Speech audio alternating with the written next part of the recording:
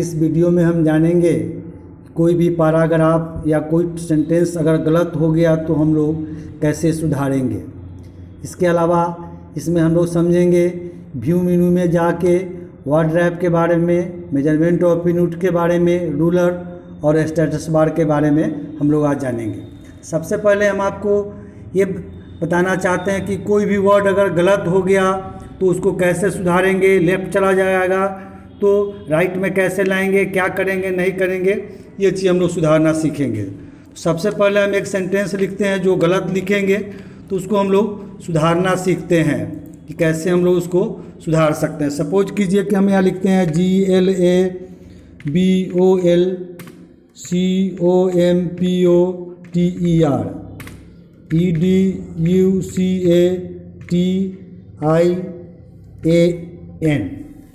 हमारा ये global computer education बिल्कुल गलत है।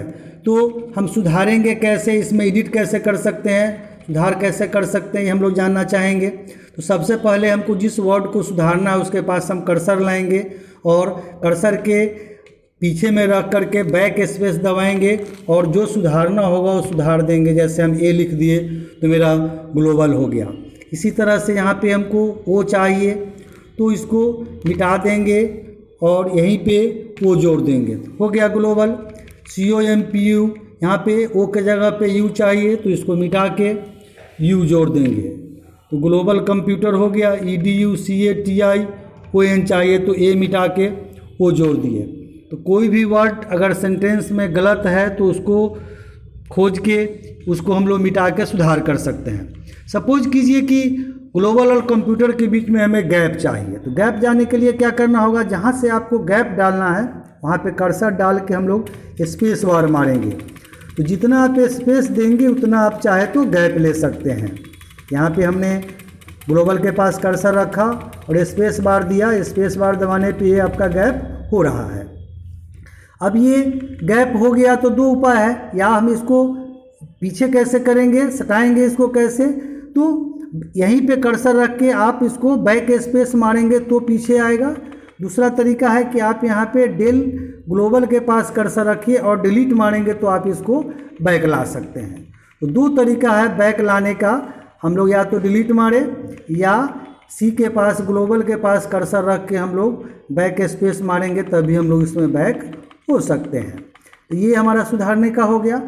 उसके बाद है कि सपोज कीजिए कि हम इसको 3 लाइन में तोड़ना चाहते हैं, ग्लोबल नीचे लाना चाहते हैं। तो जहाँ से आपको तोड़ने का मन है वहीं पे इंटर मारिए, नीचे आ जाएंगे। जैसे हमको एजुकेशन को नीचे लाना है तो हम ले आए। सपोज कीजिए कि ये लाइन टूट गया, अब हमको इस सब को एक लाइन में करना है तो क्या करेंगे, दो तरीका है कि अब बैक स्पेस यहाँ ग्लोबल के पास कर्सर रखिए और बैक स्पेस मारिए, ऊपर चला जाएगा, या आप यहीं पे कर्सर रखिए और डिलीट मारेंगे तो आप ऊपर आ सकते हैं। तो इस तरह से हम लोग कर्सर मूवमेंट के माध्यम से जाने कि सुधार कैसे कर सकते हैं। लेफ्ट लाइन थोड़ा सा बढ़ना है तो कैसे बढ़ेंगे, बीच में गैप हो जाएगा तो कैसे सुधार कर सकते हैं, ये हम लोग इसके बारे में यहाँ पे जाने।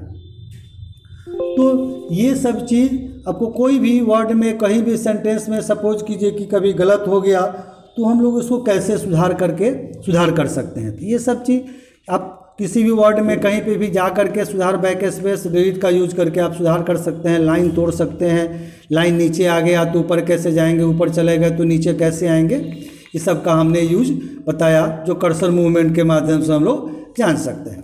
दूसरा कंसेप्ट इसमें हमने यहाँ पे व्यू मेनू के अंदर में वर्ड रैप दिया हुआ है। तो वर्ड रैप के बारे में हम लोग जानते हैं। वर्ड रैप में 3 चीज़ दिया हुआ है, no wrap, wrap to windows, wrap to ruler. सबसे ऊपर देखते हैं कि नो रैप का क्या यूज है। तो नो रैप यूज जब हम लोग करेंगे, अभी हमारा सेंटेंस ऐसे इस लाइन बाय लाइन अरेंजिंग किया हुआ है बाय रूलर के हिसाब से। अगर हम लोग नो रैप का यूज कर दें तो पूरा ये लाइन एक लाइन में हो जाता है। यहाँ से लेके ये हमारा एक ही लाइन है पूरा, देखिए ये पेज से ज़्यादा दूसरे पेज में एक ही लाइन में, पूरा लाइन में वहाँ तक ये गया हुआ है। ये देखिए लास्ट तक आ गया। तो इस तरह से आपका पूरा लाइन एक ही इंड मार के देखते हैं तो लास्ट में आ गया। तो ये चीज़ आपका नो रैप का कंसेप्ट है। इसी में दिया हुआ है रूलर।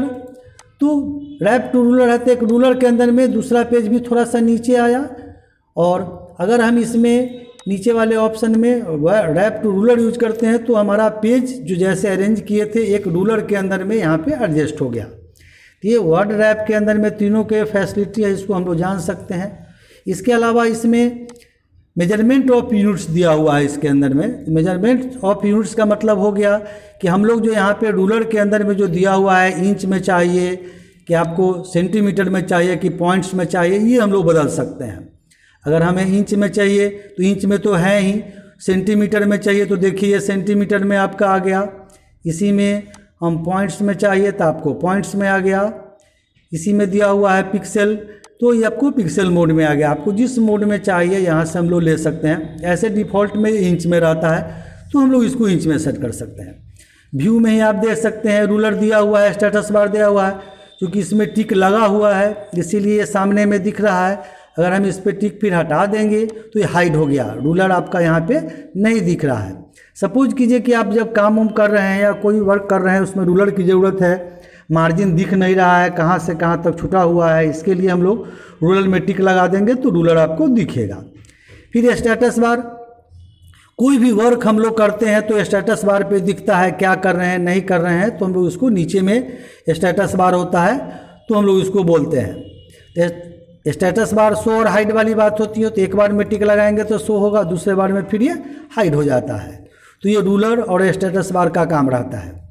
तो आज के इस वीडियो में हम लोग देखें कि ये wrap to word to wrap का मेजरमेंट ऑफ यूनिट का यूज कैसे करेंगे, रूलर कैसे लाएंगे, स्टेटस बार कैसे लाएंगे, कर्सर मूवमेंट कैसे करेंगे, इसमें कैसे सुधार कर सकते हैं, कोई टेक्स्ट इधर लेफ्ट राइट या नीचे ऊपर कोई लाना होगा तो उसमें हम लोग कैसे सुधार कर सकते हैं, इधर कैसे सेट कर सकते हैं, ये हम लोग जानें। हमारा ये वीडियो आपको अच्छा लगे तो लाइक कीजिए, सब्सक्राइब कीजिए और शेयर कीजिए।